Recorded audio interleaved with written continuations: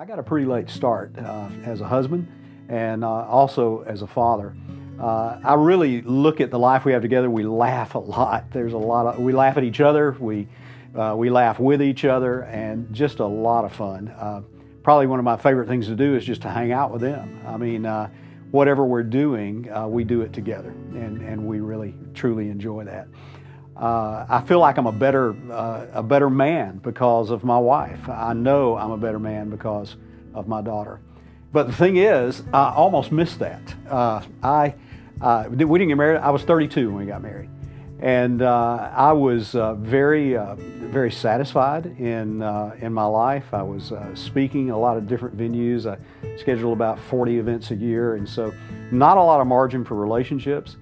I really leaned heavily on all that stuff the Apostle Paul wrote in 1 Corinthians 7 about being single and the value of that. And so I thought, man, I like that. And so I wasn't really looking for a relationship with a woman. I mean, I had a condo, I had a couple of cars, I had a career. I mean, I was set. But then I just started being interested in this girl, and our relationship progressed, and man, I fell in love. I asked her to marry me.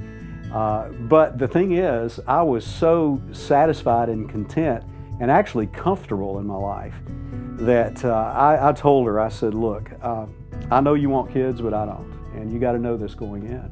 And so what I was doing was I was transferring this idol of comfort that I had and this fear of responsibility. I didn't know it at the time because I was pretty responsible. I mean, I was successful.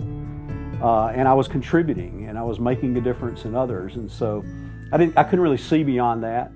But I was trying to control, my life. I thought, okay, I'll get married, but man, I just don't see how a kid will play into this, a child will play into this. And so we were married for 17 years. I could tell that she really, really wanted to be a mother.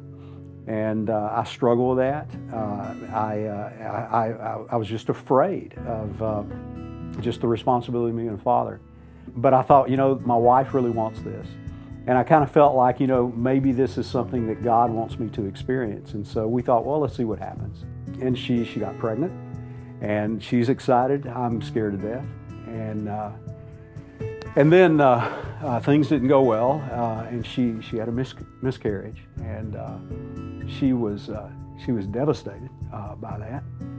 I am not proud to say that at that time I actually felt, I think I felt more relieved, and in my mind I was thinking, okay, this is God saying you've waited too late. This is dangerous for her at her age, and you tried, and it's not going to work. Let's move on. We tried again, and she gets pregnant again. And, everything went well, and all my friends were saying, when you hold that little baby in your arms, everything will change. And I held her in my arms, and nothing changed. I mean, I was just, I thought, this isn't going to work. This was uncharted territory.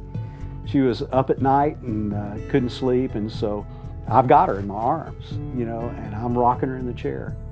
And she wrapped her tiny little hand around my finger. And I knew the day she did that, I was going to be wrapped around her little finger.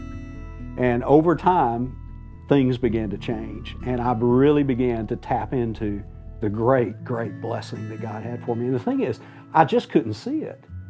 And to think, I almost missed it.